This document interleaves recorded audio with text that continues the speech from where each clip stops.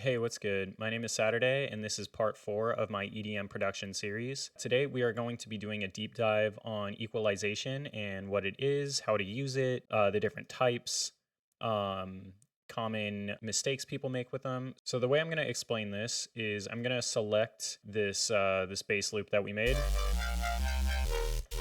And I'm going to use Pro Q4 to demonstrate this. This is by FabFilter. It's just a very great EQ. It has a lot of functionality and has a lot of cool things that I can do to demonstrate this really well. If you have Nova as well, that's that free EQ. I would highly recommend downloading that. So what an EQ is an EQ is just a way to shape your sound. So you can either cut, boost, or lower frequencies in a sound to tone it.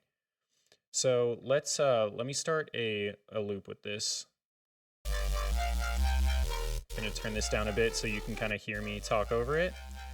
The first things that we have with an EQ are filters. So we talked about this last time, but this is a high pass filter. You'll notice as I pull this up, the high frequencies are the only things passing through the filter. So that's why it's called a high pass, even though it's like on the low end where it's put. We also have a low pass filter. And if we bring this over, it cuts out all the highs and the lows pass over the filter. So those are the two main types of filters. You can also have, if you use both of them and do something like this is called a band pass filter because there's a band and anything in the band passes over the filter. There's a bunch of other filter types that we're going to be using for sound design, but for now, for the purposes of EQ, I just want you to know that there's a low pass filter and a high pass filter. Now we also have things called shelves. So shelves look like this.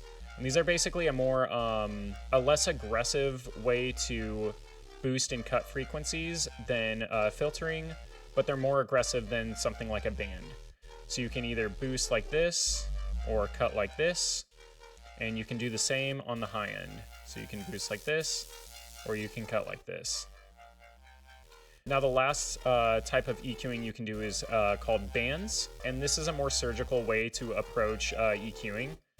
So you can adjust what's called your Q, so how narrow the band is, and how wide it is, and you can boost or cut as well. The reason I chose this bass for this example is because it's a very frequency heavy synthesizer. You'll notice that there's this analyzer is showing from 20 hertz all the way to 20,000 hertz.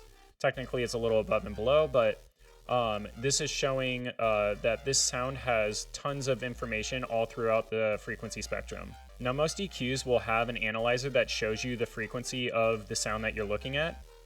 So I'm going to make a band real quick, and I'm going to hold this headphone, and it'll isolate each sound as I go through it. These aren't hard set rules. There might be actual definitions for how this works, but I'm going to make a boost with this band here, and we're going to start on the low end and work our way up. So everything underneath, everything below 80 hertz I consider to be your sub. That's a little tentative, but generally, anything below 80 hertz is more subby. From 80 to about 200 hertz, I would consider to be bass. And then from 200 to 500, I would consider to be your low mids. From 500 to probably about 2500, I would consider to be your mids. And then pretty much everything above 3K, maybe 5K is your upper mids / highs. Now, again, we're going to fine tune this bass a lot later on, but I want to demonstrate an example of how I would approach EQing this. So the first thing I usually do is I make a high pass filter and roll off up to about 28 hertz. And there is debate on whether or not you should be doing this in your tracks or not. Some people claim that it clears up low end, gets rid of unnecessary noise that most speaker systems in clubs can't hear, which generally below around 30 hertz is kind of not a good sound and does use a lot of space. However, counter arguments to that say that phase shift occurs at this slope point where it meets here, which could result in unwanted boosts in this area anyway. Phase shift is just anytime you use an EQ, you're morphing the sound, and it's resulting in frequencies shifting out of place. Generally with bands and with shelves, it's not that aggressive. However, when you use filters, it is very aggressive. Whenever I do use a high pass on my low end, it is incredibly rare that I will go above a 12 dB per octave slope. This is just how aggressive your slope is.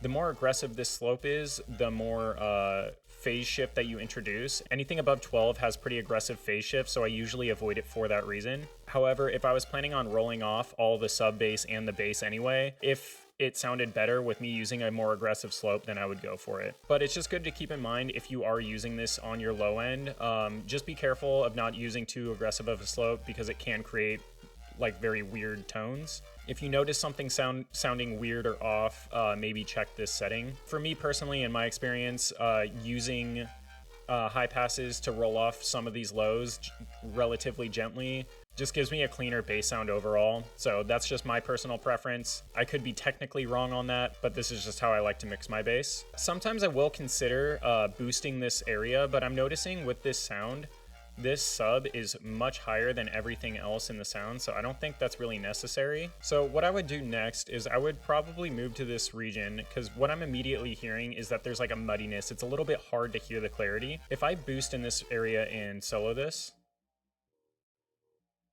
you'll notice it sounds like kind of muffled. It sounds like you're underwater a little bit. So this is one of the most, especially with bass, the most important region to understand, because a lot of people will go straight here. I used to do this when I first started mixing. I would go straight here and just cut like that. And if I A and B this, it sounds a lot cleaner. It sounds like a lot more toned, but something I was ignoring was that this is making the sound a lot more thin as well. So if I boost here instead, it sounds a lot more muddy, but it also sounds a lot more full. So rather than cutting here, I've started to use something called dynamic EQ, which that free plugin Nova also has. So this is a way that you can kind of get the best of both worlds here. What this is doing is it's saying, hey, I want to affect this range and I want to cut it down, but I only want to do it when these notes get past a certain level and by a certain amount. So it's less, it's not as committed as doing a full cut in a range that's pretty important for your sound. If you have your settings set way too aggressive or not aggressive enough, it can create a lot of unnatural sounds and just be kind of strange. Another thing I'm hearing is I'm hearing a little bit of sharpness in this range. I kind of want to reduce that a little bit, so I'm going to just do a narrow cut here, maybe something like that. I do want to boost this presence, and that's like right about here, this sound. So this section sounds nice on pretty much every sound, especially vocals. This is the main presence of basically every sound, and it's what your ears can hear the best. So it generally sounds really nice. Right around this 3000 hertz range, there's just like a little bit of sharpness if I solo this. So I'm just gonna cut that a little bit, nothing too crazy because I don't want to like dull the sound.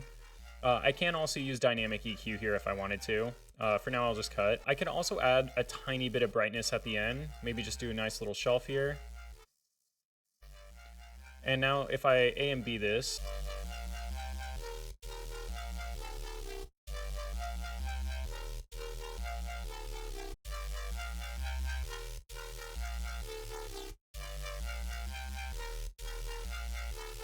you'll notice I kind of accented the parts that I liked, reduced the spots that I didn't, and I still kept the same sound there. I just kind of cleaned it up.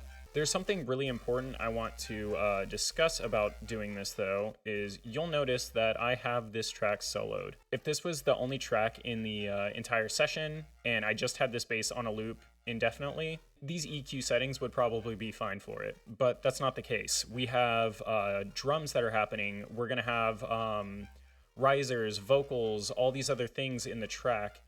And I've been soloed this whole time, and I'm not listening to what other things are doing around it. Now, there's three major mistakes I see people doing with EQs. The first one is I'll see people boosting frequencies and then scanning and listening for problem frequencies. And the issue I have with this is that you're boosting a frequency and looking for a problem rather than actually listening to the sound and seeing if there is a problem in the first place. You'll probably find problems if you go out looking for them. For example, here, I just heard that like whistle sound and I didn't like that in there, so I wanted to reduce it. I didn't lift this up and scan through the session to find a spot that I didn't like. I was just hearing that in the sound, and then I went to that range until I found that exact sound I was looking for. So it's totally fine to do scanning, just have an idea in mind of what you're looking for before you make cuts. It'll make your cuts a lot more effective. Another major mistake I see people making is that they have their track soloed while they're EQing. The reason this is such an issue is more than likely this track that you're EQing is not going to be the only track in your entire session. For example, with this song, there's drums, there's vocals, there's going to be other basses, there's risers, effects, all types of things. And if I'm making all these EQ decisions just based on this one sound, I'm not keeping in mind the bigger picture of everything else around it. For example, I'm boosting at 2000 hertz, and I know that if there's vocals anywhere in the song, while this is playing, this is directly going to conflict with this. Additionally, in the low end here, I know I'm going to have a kick drum somewhere in this range, so I need to keep that in mind and plan my EQ and sound design and songwriting accordingly. The final big mistake I see people doing is they use EQ to fix songwriting. I'm of the firm belief of songwriting over mixing. I think songwriting is significantly more important, and all of your mixing tools, including EQ, compression, sidechaining, all of those things, should amount to making your song like 15 to 20% better as a whole. People will try and EQ their way out of problems rather than just making a simple adjustment with arrangement. And just from experience, I've found that if I'm trying to mix my way out of a problem, 90% of the time it's an arrangement or a songwriting issue. The common approach you'll see me using throughout the rest of the series is I never try and mix my way out of a bad mix, but rather I try and arrange myself into a good one. Now, there's tons of different types of EQs as well.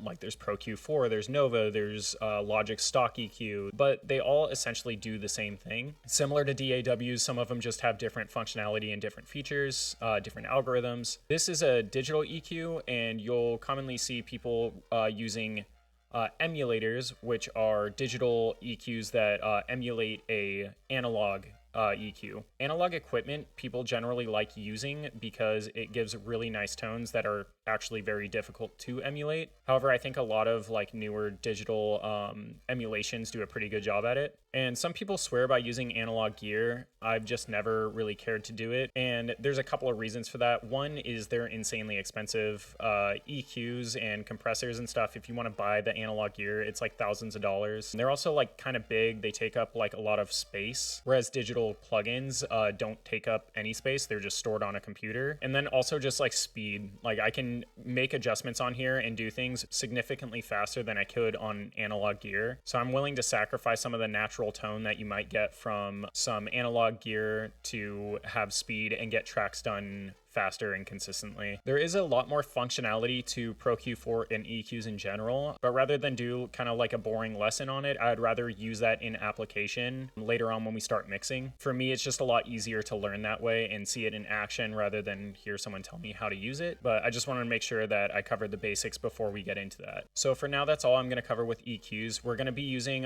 more functionality that I didn't talk about today later on once we start mixing. And in the next video, we are going to cover compression. This is really just scratching the surface with what you can do with EQ, but by the end of this course, you'll have EQ completely mastered. That's going to be it for this video. In the next one, we're going to talk about compression. Like, subscribe, and I will see you guys in the next one. Tell me how you want it.